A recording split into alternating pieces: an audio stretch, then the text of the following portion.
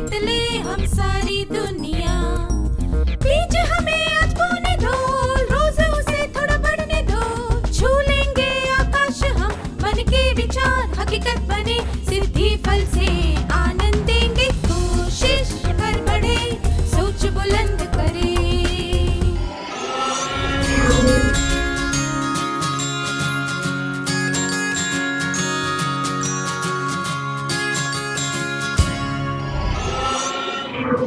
नमस्ते छात्रों, आप सबको यहां फिर से देखकर खुशी हुई।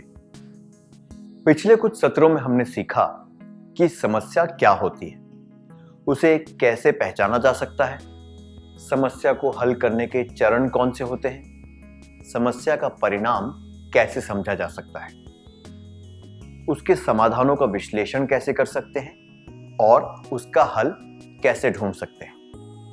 आइए अब कुछ परिस्थितियों के द्वारा हम सीखते हैं कि समस्याओं से कैसे निपटा जाए। काजल सड़क पर चल रही थी।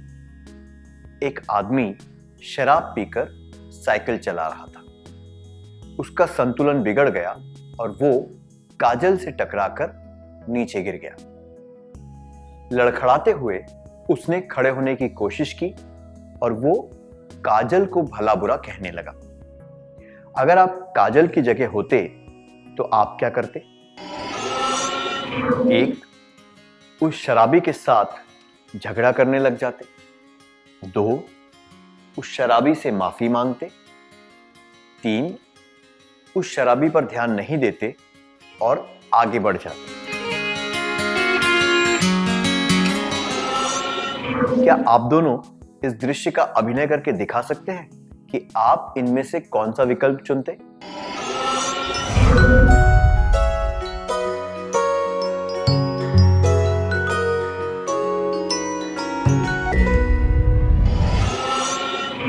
बढ़िया अभिनय किया, धन्यवाद।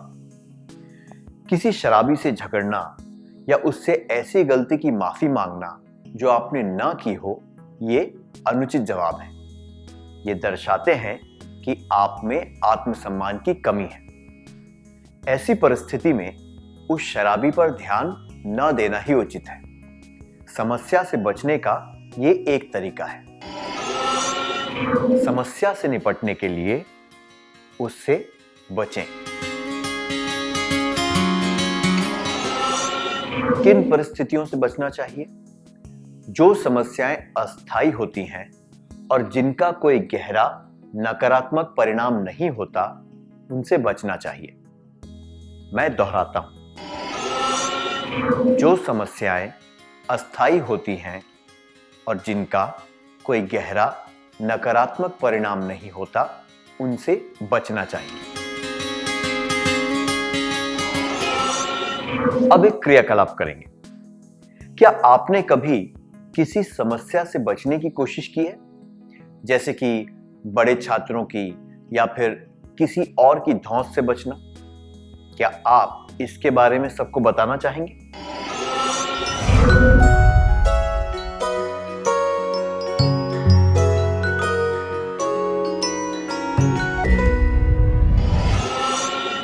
धन्यवाद। कभी कभी धौंस जमाने वाले लोग हमारे लिए समस्याएं खड़ी कर देते हैं। कई बार शराब पिए हुए लोग परेशान करते हैं।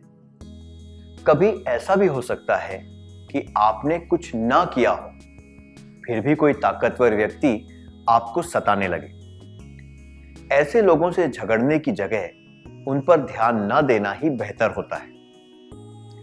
हमने देखा कि समस्या से बचने का एक तरीका है उस पर ध्यान न देना। आइए अब अगला तरीका देखते हैं। विनोद और उसकी बहन कोकिला अपने पसंदीदा कलाकार की फिल्म देखना चाहते हैं। वे सिनेमा हॉल गए तो उन्हें पता चला कि सारी टिकटें बिक चुकी हैं। विनोद उसी दिन फिल्म देखना चाहता था, तो उसने यह सुझाव दिया कि टिकटें ब्लैक में खरीद लें। कोकिला का मानना है कि ब्लैक में टिकटें खरीदना गैर कानूनी है, इसलिए ये नहीं करना चाहिए। अगर आप कोकिला की जगह होते तो आप क्या करते? कहते कि अपने पसंदीदा कलाकार की फिल्म देखने के लिए ब्लैक में टिकट खरीद सकते हैं। 2, कहते कि ये गलत काम है पर मैं मान रही हूं क्योंकि तुम्हें आज ही फिल्म देखनी है। 3, कहते कि ये गलत है, मुझे ब्लैक में टिकट खरीदकर फिल्म नहीं देखनी।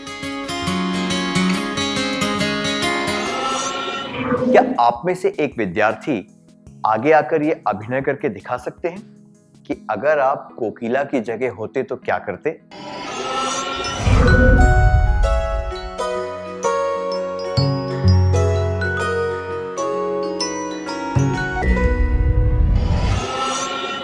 धन्यवाद। ये दोनों जवाब अपने पसंदीदा कलाकार की फिल्म देखने के लिए ब्लैक में टिकट खरीद सकते हैं और ये गलत काम है पर मैं मान रही हूं क्योंकि तुम्हें आज ही फिल्म देखनी है दर्शाते हैं कि आप अपने उसूलों और सिद्धांतों पर कायम नहीं हैं। जबकि ये जवाब कि ये गलत है, मुझे ब्लैक में टिकट खरीदकर फिल्म नहीं देखनी दर्शाता है कि आप अपने सिद्धांतों पर दृढ़ हैं। समस्या से निपटने के लिए दृढ़ रहना चाहिए। हमें दृढ़ कब रहना चाहिए? जब समस्याएं सिद्धांतों से जुड़ी हुई हों, तब हमें दृढ़ रहना चाहिए। मैं दोहराता हूं, जब समस्याएं सिद्धांतों से जुड़ी हुई हों, तब हमें दृढ़ रहना चाहिए। अब एक और क्रियाकलाप का समय है। जब किसी दोस्त या रिश्तेदार ने आपको अपने सिद्धांतों के विरुद्ध जाने को कहा, तब क्या आप दृढ़ रहे थे? क्या आप इसके बारे में सबको बताना चाहेंगे?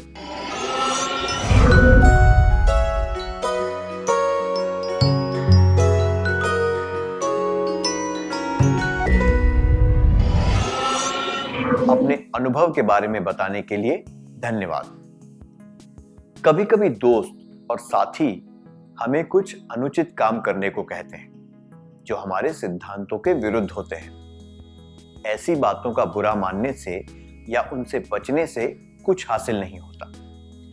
ऐसी परिस्थितियों को संभालने का सबसे उचित तरीका है अपने सिद्धांतों पर दृढ़ रहना। हमने सीखा कि समस्याओं से निपटने के लिए उनसे बच सकते हैं और अपनी बात पर दृढ़ रह सकते हैं। अब हम समझौता करने या सुलह करने के बारे में सीखेंगे। हर साल आपका परिवार गर्मी की छुट्टियों में कहीं घूमने जाता है। घूमने किस जगह जाना है, यह तय करना आपकी और आपके भाई की जिम्मेदारी है। आप घूमने जाने की जगह कैसे तय करेंगे? 1, मैं अपनी पसंदीदा जगह जाना चाहूंगा या जाना चाहूंगी। 2, मैं अपने भाई की पसंदीदा जगह जाना तय करूंगा या तय करूंगी। 3, हर साल किसी एक सदस्य की पसंद के अनुसार अलग अलग जगहों पर जाएंगे। क्या आप दोनों इस परिस्थिति का अभिनय करते हुए इसके बारे में एक निर्णय ले सकते हैं?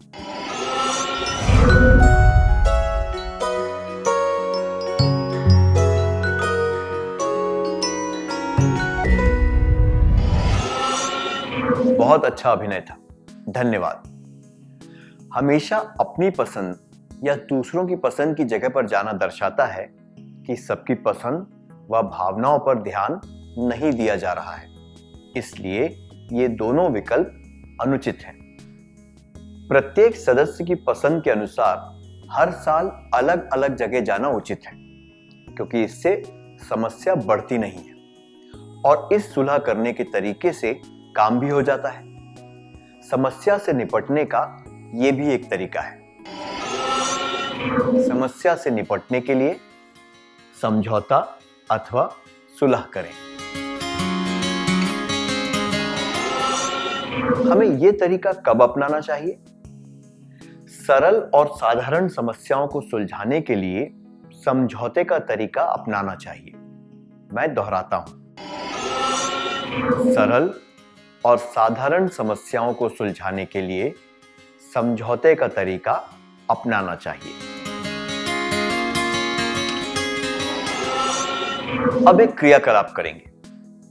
क्या आपने कभी घरेलू समस्याओं को सुलझाने के लिए समझौता किया है? जैसे कि घर के लिए कोई सामान खरीदना। क्या आप इसके बारे में अपना अनुभव बताना चाहेंगे?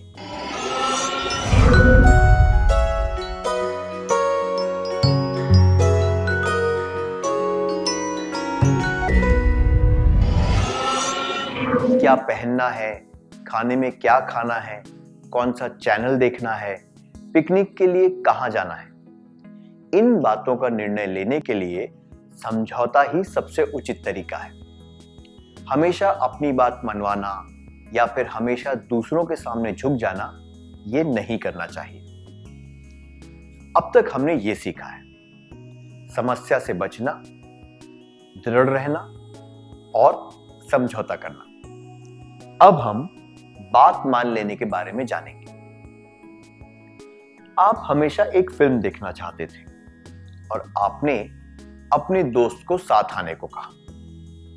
उसने पहले ही ये फिल्म देख ली है, इसलिए उसने सुझाव दिया कि आप दोनों कोई और फिल्म देखने जाएं। इस परिस्थिति में आप क्या करेंगे? 1. जो फिल्म आपका दोस्त देखना चाहता है वो देखने जाएंगे। 2. अपने दोस्त को मजबूर करेंगे कि वो आपकी पसंद की फिल्म देखने जाए। 3. उसे कहेंगे अगर तुम्हारी पसंद की फिल्म देखेंगे तो पैसे तुम्हें देने होंगे।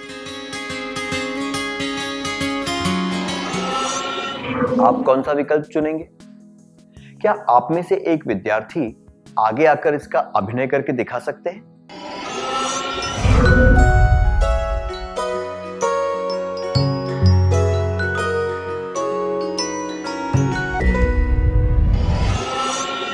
धन्यवाद, बहुत बढ़िया था। अपने दोस्त को वही फिल्म फिर से देखने पर मजबूर करना उचित नहीं है। उसकी पसंद की फिल्म हो तो पैसे न देना, यह भी अनुचित है। बेहतर यह होगा कि आप ऐसी फिल्म देखें जो आप दोनों ने न देखी हो। जिद करने या समझौता करने से बेहतर होगा बात मान लेना। समस्याओं को हल करने का एक और तरीका है बात मान लेना। समस्या से निपटने के लिए बात मान लेनी चाहिए। किसी की बात कब मान लेनी चाहिए? जब उस समस्या की वजह से कोई नकारात्मक या गहरा असर ना हो, तब बात मान लेनी चाहिए। मैं दोहराता हूं, जब उस समस्या की वजह से कोई नकारात्मक या गहरा असर ना हो, तब बात मान लेनी चाहिए। क्या आप ऐसे अनुभव के बारे में बता सकते हैं जब आपने किसी समस्या को हल करने के लिए बात मान ली थी? कृपया स्वेच्छा से आगे आ जाइए।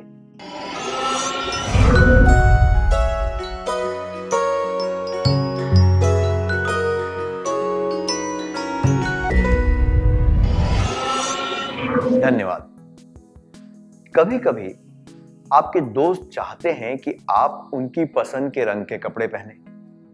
कई बार आपके छोटे भाई बहन आपके खिलौनों से खेलना चाहते हैं। ऐसी परिस्थिति में अपनी वस्तुओं से ज्यादा रिश्तों को महत्व देना चाहिए और कभी कभी उनकी बात मान लेनी चाहिए। अब तक हमने सीखा कि समस्या को हल करने के तरीके हैं समस्या से बचना, दृढ़ रहना, समझौता करना और बात मान लेना। आप अपनी बहन के साथ घर पर अकेले हैं। अचानक आपके घर मेहमान आ गए। लंबे सफर के बाद वे बहुत थके हुए हैं। दुर्भाग्यवश आपके पास घर पर कुछ नहीं है जो आप उन्हें खाने के लिए दे सकें। आपको मेहमानों का ध्यान रखना है, उनसे बातें करनी है और खाने का सामान भी लेने जाना है। इस परिस्थिति में आप क्या करेंगे? 1. मेहमानों को घर पर इंतजार करने देंगे और आप दोनों दुकान पर जाएंगे। 2, आप दोनों मेहमानों से बातें करने बैठ जाएंगे। 3, आप में से एक व्यक्ति दुकान जाएगा और एक मेहमानों से बातें करेगा। क्या कुछ विद्यार्थी आगे आकर इस दृश्य का अभिनय करके दिखा सकते हैं?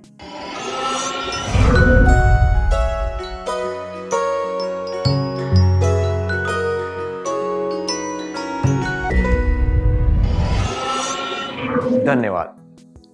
मेहमानों का अच्छी तरह स्वागत करके उनसे बातें करना जरूरी है।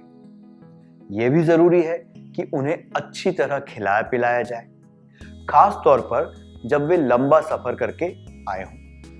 अगर आप दोनों घर पर रुक जाएं और मेहमानों को कुछ खाने को न दें, या फिर दोनों दुकान पर चले जाएं और मेहमानों के पास कोई ना हो, तो यह अनुचित है। साथ मिलकर काम करके जिम्मेदारी को बांटने से ऐसी समस्याओं को हल किया जा सकता है। तो हम कह सकते हैं कि साथ मिलकर काम करने से समस्या को हल किया जा सकता है। समस्या से निपटने के लिए साथ मिलकर काम करना चाहिए।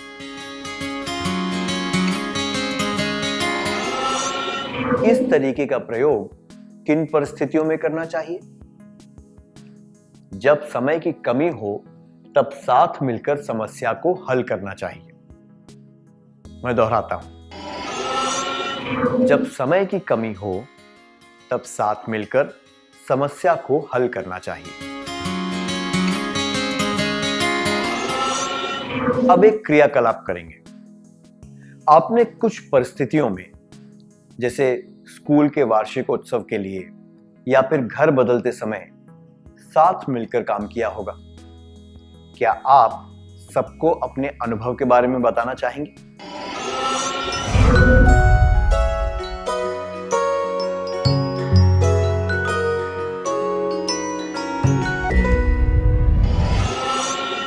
धन्यवाद। साथ मिलकर काम करना ऐसी परिस्थितियों में काम आता है, जैसे कि सामूहिक उत्सव, कम समय में घर की सफाई, किसी समारोह का आयोजन। अब तक हमने समस्याओं से निपटने के 5 तरीके देखे। समस्याओं से निपटने के तरीके: 1. समस्या से बचना। 2. दृढ़ रहना। 3. समझौता करना।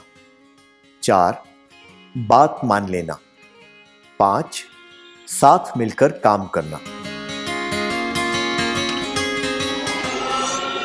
रिश्तों से संबंधित समस्याओं को हल करने के लिए हम इन 5 तरीकों का प्रयोग कर सकते हैं, ताकि हमारी भावनाओं और सिद्धांतों को ठेस ना पहुंचे। तो परिस्थिति को ध्यान में रखते हुए हमें इनमें से किसी भी एक तरीके को अपनाना चाहिए और अपनी समस्या को हल करना चाहिए। अब एक और क्रियाकलाप करेंगे। आपको स्क्रीन पर एक तरफ कुछ परिस्थितियां दिखाई जाएंगी और दूसरी तरफ उनसे निपटने का तरीका दिया जाएगा, पर इनके जोड़े सही नहीं हैं। क्या आप इनके सही जोड़े बना सकते हैं? परिस्थितियां, समस्या को हल करने का तरीका। कल वार्षिकोत्सव है, इसलिए मंच की सजावट करनी है। भाई को मेले में जाना है। आपको फिल्म देखने जाना है। दोस्त आपके साथ नदी किनारे जाना चाहते हैं, पर माता पिता से ये कहने वाले हैं कि स्कूल में एक विशेष क्लास के लिए जा रहे हैं। बात मान लेना, साथ मिलकर काम करना, समस्या से बचना।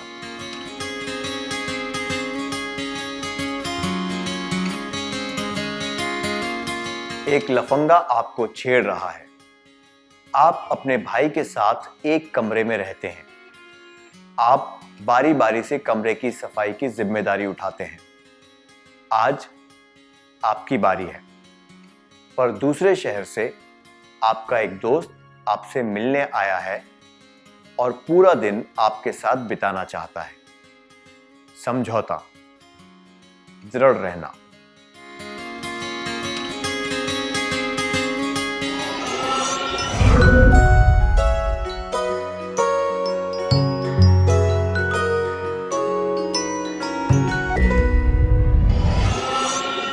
क्या आपने समस्याओं और उनको सुलझाने के तरीकों के सही जोड़े बना लिए? चलिए हम सही जवाब देखते हैं।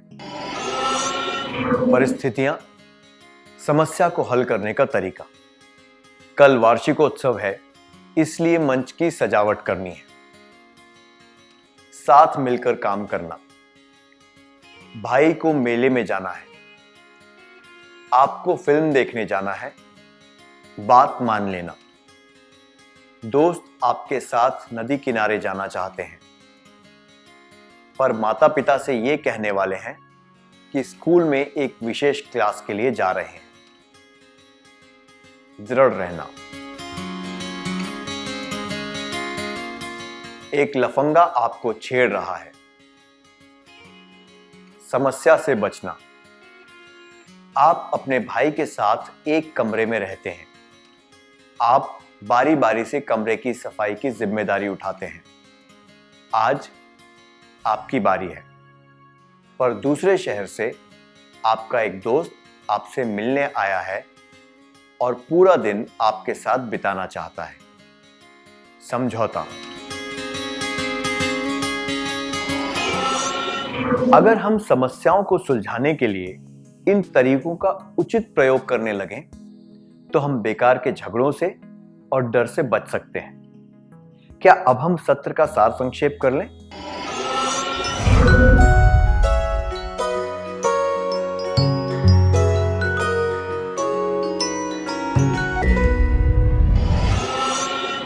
समस्याओं से निपटने के तरीके।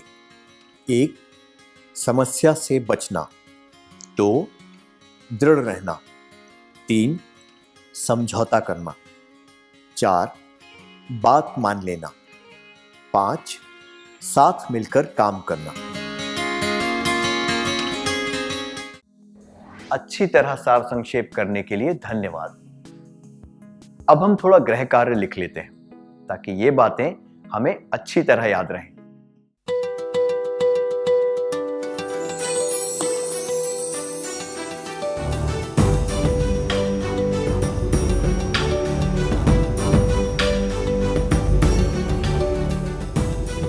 प्रश्न 1। आप एक नए स्कूल में गए।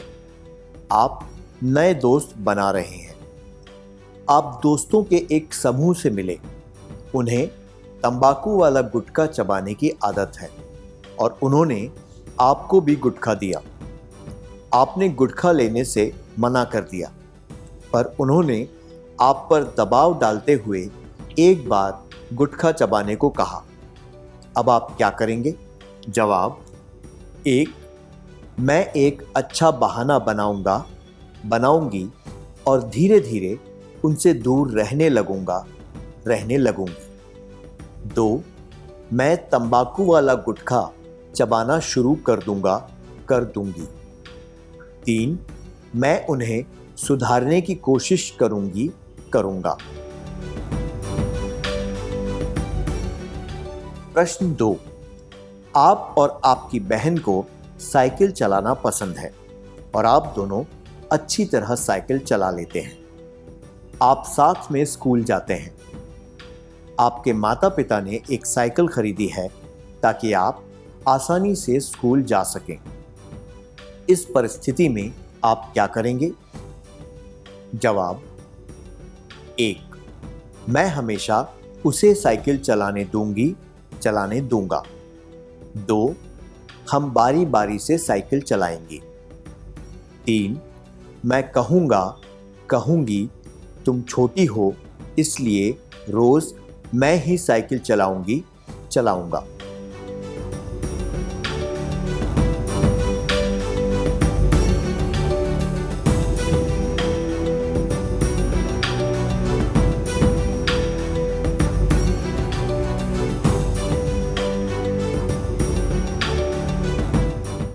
कृपया इन प्रश्नों के उचित उत्तर चुनकर अगले सत्र में लेकर आएं। तब तक के लिए अलविदा।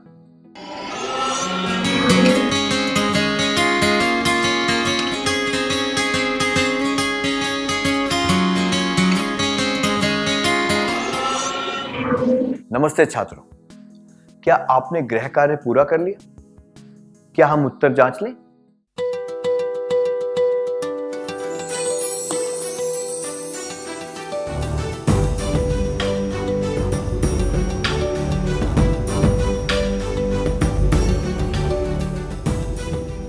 पहले प्रश्न के लिए, आप एक नए स्कूल में गए। आप नए दोस्त बना रहे हैं। आप दोस्तों के एक समूह से मिले। उन्हें तंबाकू वाला गुटखा चबाने की आदत है और उन्होंने आपको भी गुटखा दिया। आपने गुटखा लेने से मना कर दिया, पर उन्होंने आप पर दबाव डालते हुए एक बार गुटखा चबाने को कहा। अब आप क्या करेंगे? ये जवाब, मैं तंबाकू वाला गुटखा चबाना शुरू कर दूंगा अनुचित है, क्योंकि गुटखा चबाना हानिकारक होता है और इसकी लत भी लग सकती है।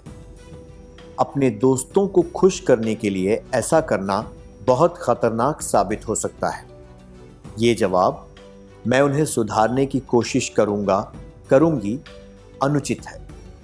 जिन लोगों को आप ठीक से नहीं जानते, उनका व्यवहार बदलना संभव नहीं है। ये जवाब, मैं एक अच्छा बहाना बनाऊंगा और धीरे धीरे उनसे दूर रहने लगूंगी उचित है। ये दर्शाता है कि आप सोच समझकर किसी कठिन समस्या से बाहर निकलना जानते हैं और आपको ये भी पता है कि ऐसा करने से भविष्य में आपको गंभीर परेशानियां हो सकती हैं। आपका जवाब क्या है?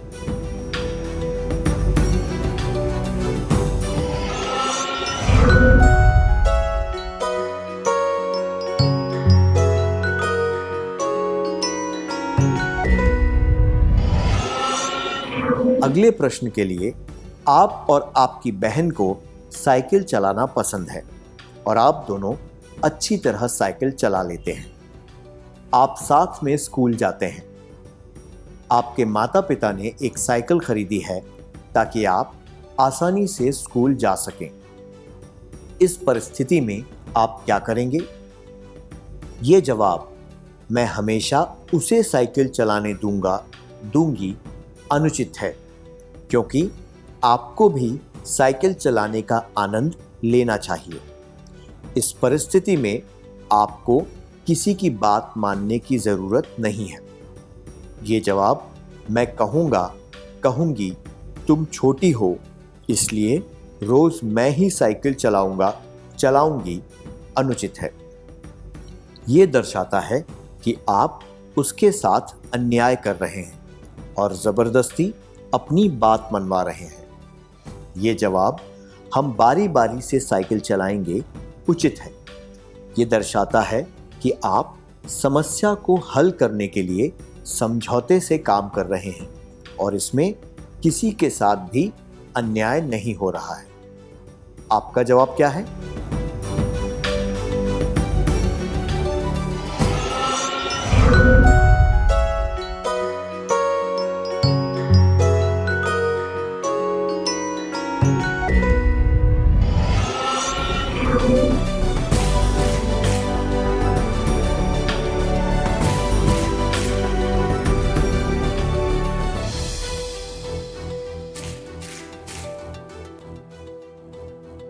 क्या हम अगला सत्र शुरू करें?